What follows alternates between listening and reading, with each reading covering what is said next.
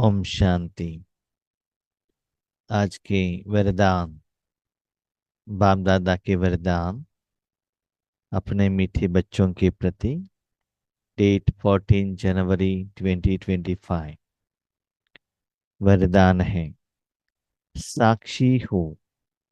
ऊंची स्टेज द्वारा सर्व आत्माओं को सकाश देने वाले बाप समान अव्यक्त फरिश्ता भव। साक्षी हो। ऊंची स्टेज द्वारा सर्व आत्माओं को सकाश देने वाले बाप समान अव्यक्त फरिश्ता भव। इस वरदान में बाबा कहते हैं साक्षी भी बनना है, सकाश भी देना है, अव्यक्त फरिश्ता भी बनना है। कैसे? तो किसमें साक्षी होना है, उसके बाद कैसे सकाश देना है, वो करते करते अव्यक्त फरिश्ता भी कैसे बनना है। डे टू डे लाइफ में हम बहुत सारे लोगों का पार्ट को देखते हैं। दुनिया में बहुत कुछ इंसिडेंस चलता है, वो भी हम सुनते हैं, देखते भी हैं। समझ लीजिए कहाँ भी युद्ध चल रहा है। अभी कैलिफोर्निया में आग लग गई है ना। तो बाबा के बच्चे में मैसेज आता है, वहां आग लगी है, वहां के लिए सकाश दीजिएगा। कभी कभी मधुबन से भी इंस्ट्रक्शंस आते हैं, कोई सीनियर्स दादी भाई बहनें को सीरियस है, उनको भी सकाश देना है। हमारा ईश्वरीय परिवार वाले हो, लौकिक परिवार वाले हो, कोई रिश्तेदार का भी समस्याएं रहते हैं आपके सामने भी, भाई फोन द्वारा भी इंस्ट्रक्शंस आ सकता है। तो इसमें हम अटके रहेंगे तो इसमें ही फंस जाएंगे। आज इनको दे दो, कल उनको दे दो। ऐसे करते विश्व कल्याण के लिए हम निमित्त नहीं बन सकते हैं ना। इसलिए जिनका भी पार्ट आप देखते हो, साक्षी होकर देखना। समझ लीजिएगा कैलिफोर्निया में आग लगी है, आप योग करते हो कि बाबा ये आग आग बंद हो जाए। आग बंद हो जाएगा तो विनाश कैसे होगा? विनाश तो होना है ना, प्रकृति का परिवर्तन होना है ना। ये सभी हो जाएगा तब भी लोगों में क्या होता है, बेहद का वैराग्य आता है ना। इतना सभी हमने कमाई किया, जल गया। इतना सभी हमारे पास साधन होते हुए भी हम आग को कंट्रोल नहीं कर सके।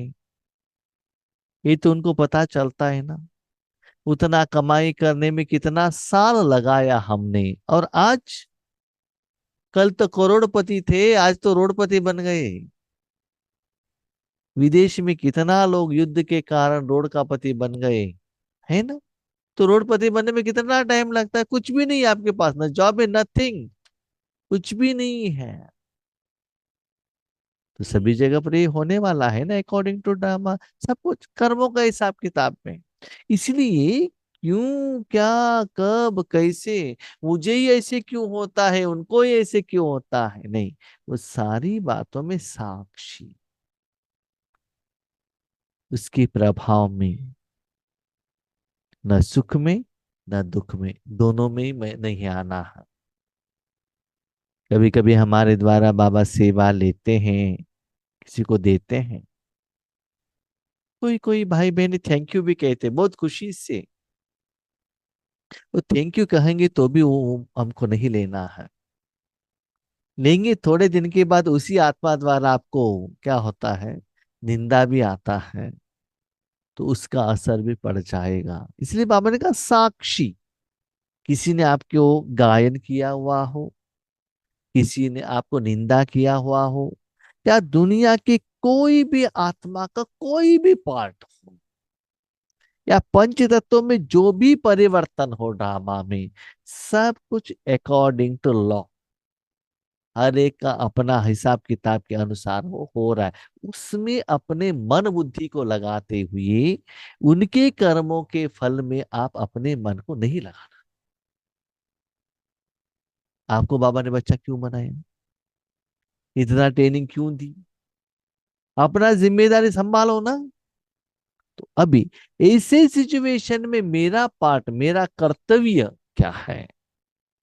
साक्षी हो, ऊंची स्टेज द्वारा सर्व आत्माओं को सकाश दे दो। जब भी टाइम मिले ऊपर चले जाओ, सभी आत्माओं को, सारे पंच तत्व सभी को सकाश देते चलो बस। इनको इनको डिफरेंशिएशन नहीं, सभी को दे दो। और अव्यक्त फरिश्ता, मन में न व्यक्त संकल्प, जो संडे का मुरली का कंटिन्यूएशन है। मन में कोई व्यक्त संकल्प नहीं, न सोच है, न चिंता है, न चिंतन है। कोई भी किसी के साथ भी आपका इंडिपेंडेंट पर्सनल रिश्ता नहीं। मन भी, मन बुद्धि द्वारा भी किसकी प्रति अटका हुआ नहीं रहना चाहिए। निराकार रूप में रिश्ता नहीं आना चाहिए। स्थूल के तो बात अलग ही रखिएगा कि ये मेरा घर है, ये है, वो है, कुछ भी नहीं रहना चाहिए। और मन में भी कोई ईश्वर यज्ञ में भी कोई आपको ज्यादा सपोर्ट दे रहा है, ना उनके प्रति झुकाव हो। कोई आपको गाली दे रहा है, सेवा का विघ्न दे रहा है, उसके प्रति भी अट्रैक्शन न हो। ऐसे सभी में रिश्ता निराकार रूप में। जब मन बुद्धि में रिश्ता नहीं है तो सुतून में कहां से आएगा? तो चेक करो, मन बुद्धि मेरा कहा तो कोई व्यक्ति में, कोई कर्म में, कोई साधना में अटका हुआ तो नहीं है। ऐसे ही सबसे डिटैच होकर अपने मन को परमात्मा में देते हुए सभी आत्माओं को सकाश देने के लिए निमित्त बनना बाप समान। इसे सूर्य सभी को रोशनी देता है ना, शिव बाबा ब्रह्मा बाबा अपने ड्यूटी करते और सकाश देते। ऐसे आप भी उसी स्थिति में रहना। न लौकिक परिवार में न अलौकिक परिवार में कोई पॉलिटिक्स हो, किसी को कुछ सपोर्ट मिला हो, किसी का सम्मान हो रहा हो, किसी को कुछ गलत हो रहा, किसी में भी एक न्यूज सुन लिया ना, जान लिया ना, बिंदु, बस। आगे उसमें क्यों, क्या, कब, कैसे नहीं आना चाहिए। चलते फिरते सदैव अपने को निराकारी आत्मा, मैं इंडिपेंडेंट एक एनर्जी हूं बस। मैं किसी के साथ भी कनेक्टेड नहीं हूं और कोई भी मेरा है ही नहीं। जैसे अपने घर में रहते हो, घर मेरा है, परिवार मेरा है करके आप कहते हो ना, समझ लो एक ट्रेन पर आप जर्नी कर रहे हो, आप अकेले, आपके साथ में ना कोई फ्रेंड है, ना रिश्तेदार है, ना कोई फैमिली है। तो क्या समझते हो, सारे ट्रेन में मैं अकेला हूं, अकेली हूं। यस, हम जर्नी कर रहे हैं, हमारे साथ लोग हैं, भले वहां हम बैठकर बातें कर रहे हैं, लेकिन वो हमारा रिश्तेदार नहीं है ना। रास्ते में भले उनका भोजन आपने खाया, कुछ बातें की, कहाँ तक, उनका स्टेशन आने तक नहीं तो आपका स्टेशन आने तक। एक तो आपको पहले उतरना पड़ेगा, नहीं तो वो पहले उतरेंगे, बस उतना तक है। That is time being. साथ तो है लेकिन कोई मेरे नहीं है ना, ये भी तो एक जर्नी है। वहां अपने शरीर को इंडिपेंडेंट समझते हो ना। इतना वो ट्रेन में 500 से भी ज्यादा लोग हैं, लेकिन उसमें आप इंडिपेंडेंट हो। ट्रेन भी मेरा नहीं, सिर्फ वो जर्नी के लिए आपने पैसा दिया है बस। हाँ, और जनरल में रहेंगे तो आपको रिजर्वेशन सीट भी नहीं है ना। तो ऐसी भाई बहनों, इस दुनिया में भी मेरा कुछ भी नहीं है। मैं कुछ खरीद नहीं सकता हूं क्योंकि मेरे पास कोई कमाई है नहीं। इसीलिए हर कर्म करते हुए हु एम आई, निराकार आत्मा बस। ये शरीर मेरा, धन मेरा, बिल्डिंग मेरा, परिवार मेरा, ये ही दुख का कारण है। और कर्म करते अव्यक्त फरिश्ता, कर्म करते हुए क्या होता है, शरीर का आधा लेना पड़ता है, ज्ञान के आधा लेना पड़ता है, परिवार के साथ रहना पड़ता है, लेकिन सब कुछ करो, लेकिन वहां साधन के साथ, व्यक्ति के साथ कोई संबंध ना हो, रिलेशन ना हो, मेरापन ना हो। इस सेवा केंद्र पर हम जाते हैं, सेवा करते हैं, सब कुछ यूज करते हैं, लेकिन मेरा कुछ नहीं। लॉज में गए, पैसा दिया, सारे साधन यूज किया, लेकिन आने के टाइम पर वहां रख कर आना है ना, रिश्ता नहीं है। हाँ, साधन को यूज करने के लिए बाबा मना नहीं करते हैं। साधन जो मिला है ड्रामा के अनुसार, अपने पार्ट के अनुसार साधन को यूज करो, लेकिन उसमें मालिकपन मेरा करके वो बंधन में नहीं बांधना। ये बाबा हमको सिखाते हैं। तो कर्म करते अव्यक्त फरिश्ता, माना मन बुद्धि से किसी के साथ रिश्ता ना रखो, न लौकिक परिवार से, न अलौकिक परिवार से, न कोई व्यक्ति से, न कोई साधन से। मेरी जिंदगी में लौकिक से भी अलौकिक जिंदगी में मुझे बाबा ने बहुत कुछ सिखाया, और आज भी हर रोज बहुत कुछ मुझे सिखा रहा है।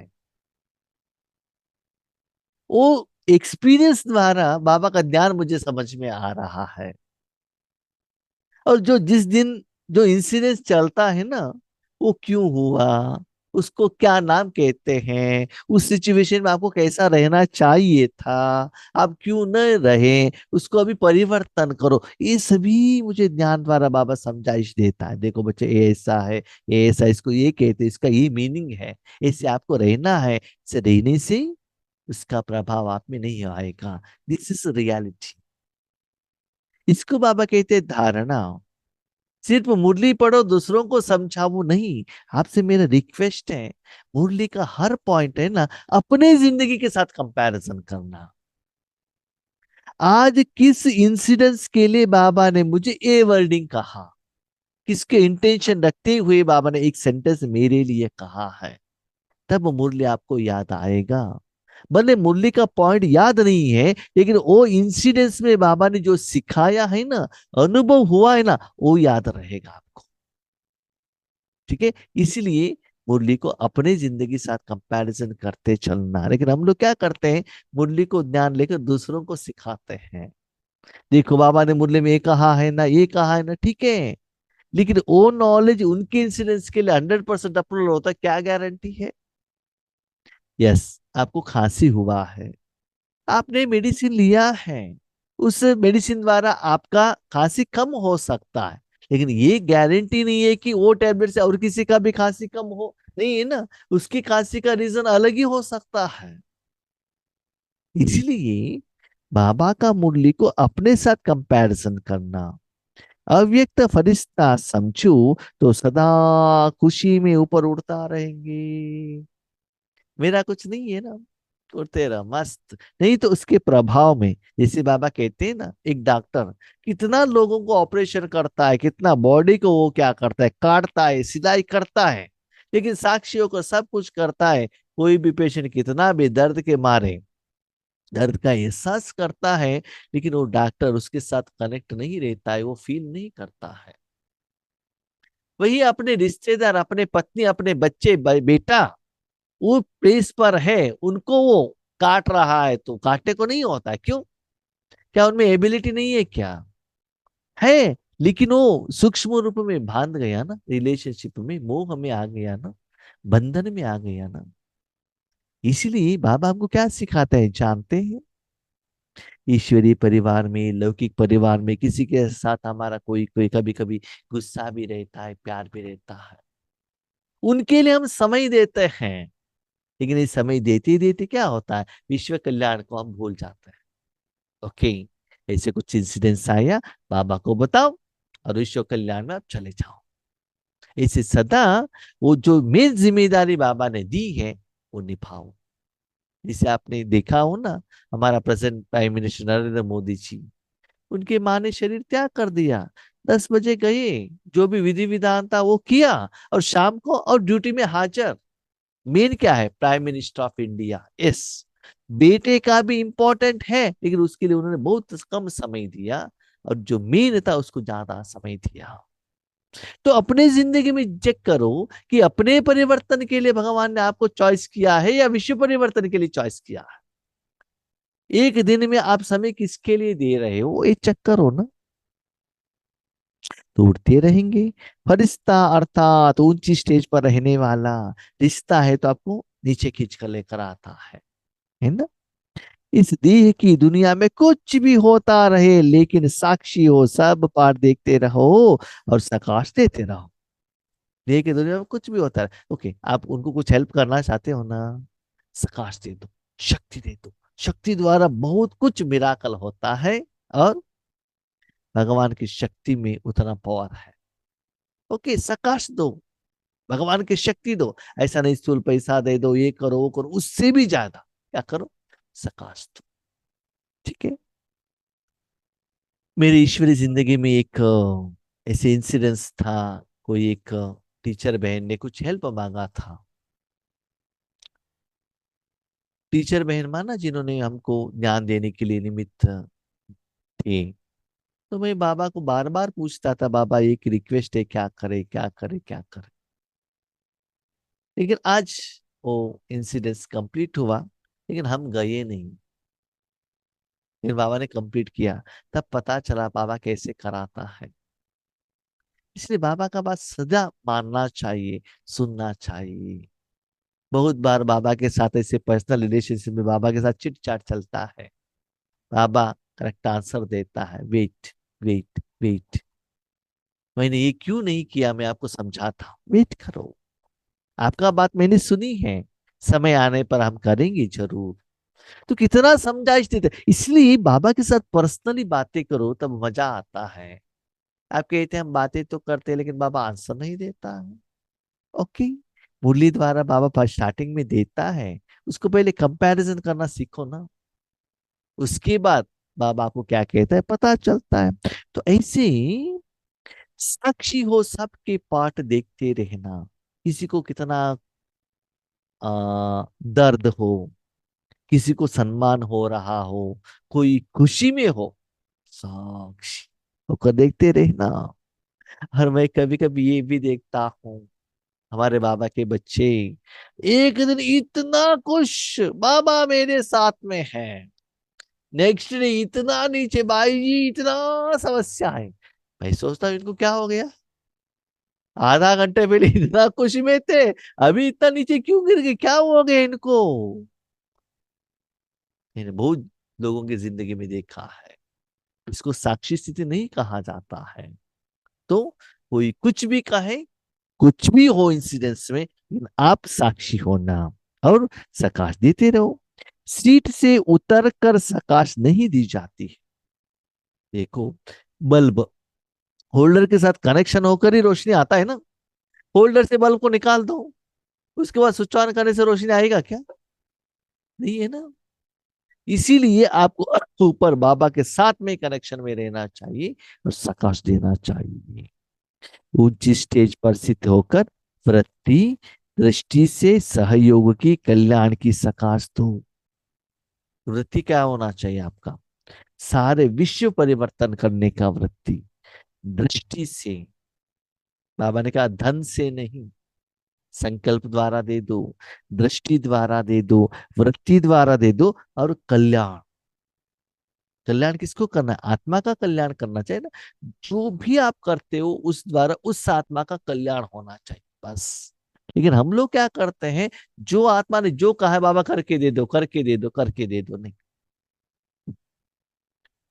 कभी कभी कोई कोई आत्मा हमको फोन करके कहते हैं बाबा को थोड़ा बताओ। हम भी बाबा को कहते हैं, और क्या कहते हैं, बाबा उस आत्मा का कल्याण होगा तभी तो आप करो, नहीं तो नहीं।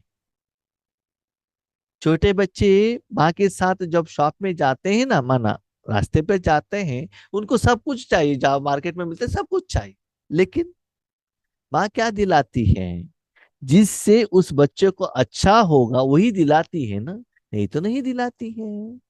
अपने लिए और किसी के लिए आप भगवान के सामने रखना गलत नहीं है, लेकिन आप जो कहते हो सब कुछ भगवान करा के देता है, नहीं।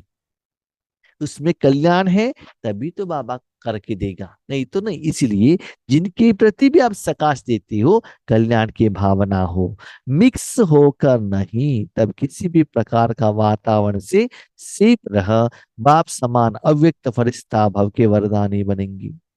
मिक्स होकर नहीं माना क्या है, जब आप विश्व में बैठते हो, उस समय में और कोई भी एक आत्मा, नो, ये कोई पर्टिकुलर इंसिडेंस, नो, कुछ भी नहीं आना चाहिए। भले बाबा को कहो, लेकिन जब ऊपर जाकर बैठते हो, कोई भी बाबा इनको सीधे से इनको थोड़ा फर्स्ट प्रेफरेंस दे दो, नहीं, सभी को एक ही जैसे दे देना, सिर्फ मन परमात्मा के हाथ में दे देना। कंसर्न आत्माओं को जो चाहिए, जितना चाहिए, बाबा देता रहेगा। क्वेश्चन, जब सदा इसे विश्व के लिए सकाशी देना है, बाबा हमको क्यों यूज करता है कि कोई फोन करके यूज करने के लिए क्यों कहता है? उनकी समस्या का समाधान क्यों देता है बाबा? इसका कारण ये है, भले आप मन परमात्मा में रखा है, रखे हैं, शक्ति फ्लो हो रहा है, लेकिन वहां कल्याण हो रहा है कि नहीं हो रहा है, हमको पता नहीं चलता है ना। तो मैं आपको यूज कर रहा हूं ये समझाने के लिए, एक दो एग्जाम्पल बाबा हमारे सामने रखते हैं। देखो बच्चे, ये दो एग्जाम्पल है। उनका समस्या था, उस समस्या को मैंने आपके आगे रखा, आप मेरे सामने रखे, मुझे उस समस्या का समाधान करना था, आपको मैंने इंस्ट्रूमेंट के रूप में यूज किया और उसकी समस्या का समाधान मिला। उस समय जो शक्ति फ्लो हुआ था, आपको एहसास हो गया होगा, लेकिन वो जो शक्ति है सिर्फ उस पर्पस के लिए नहीं गया था, सभी पर्पस के लिए जा रहा था। तो इससे आपको मैं यथार्थ रूप में यूज कर रहा हूं, वो जानने के लिए, हमको ये एहसास दिलाने के लिए, ऐसे एक दो एग्जाम्पल द्वारा रिजल्ट्स हमको बाबा दिलाते हैं। लेकिन वो एग्जाम्पल मिला करके उसमें ही हमको अटके हुए नहीं रहना चाहिए। सदा बेहद का वृत्ति, बेहद का दृष्टि और कल्याण की भावना से बाबा कहते, सकाश दो, शक्ति दो, शक्ति द्वारा ये सारे विश्व परिवर्तन होगा। ऐसे अव्यक्त फरिश्ता माना, सकाश देने में कोई भी मेरा, नो, कोई भी मेरा नहीं, सभी को देना, सभी मेरे हैं, ऐसे देते चलो, तब आप क्या बनेंगे? वरदानी बन जाएंगे। स्लोगन, याद बल द्वारा दुख को सुख में और अशांति को शांति में परिवर्तन करो। बाबा को आप याद करती हो ना, याद से शक्ति निकलता है ना, उस शक्ति द्वारा जहां दुख है, सुख में परिवर्तन होगा। इसे बल्ब होल्डर में लगाया, स्विच ऑन किया, और अंधेरा चला जाएगा, रोशनी आ जाएगा, है ना। कहाँ भी बदबू है, आपने एक डब्बा लिया, आपके पास ज्यादातर जो धनवान लोगों के पास रहता है सेंट स्प्रे करने का इंस्ट्रूमेंट, वो सेंट स्प्रे कर लेते, नहीं तो इंसेंस स्टिक्स जला देते, अगरबत्ती जला देते, तो वातावरण चेंज हो जाएगा। ऐसे ही जितना बाबा को याद करते रहते हो, उससे वायुमंडल, वातावरण परिवर्तन होता है, दुख सुख में परिवर्तन होता है, और अशांति शांति में परिवर्तन होता है, निराकार रूप में। तो ऐसे चेक करना, पहले अपने मन में चेक करना। जब आप योग पर बैठते हो, आपके मन कितना अशांत था, योग होने के बाद मन कितना शांत है, योग के पहले अपना शरीर कितना डिस्टर्ब था, योग होने के बाद आपका शरीर कितना बीमारी से, दर्द से शांत है। चक्कर स्पेशली मानव बुद्धि को, तब आपको पता चलता है आपका याद बाबा के साथ यथार्थ है, विधिवत है। ठीक है। ओम शांति।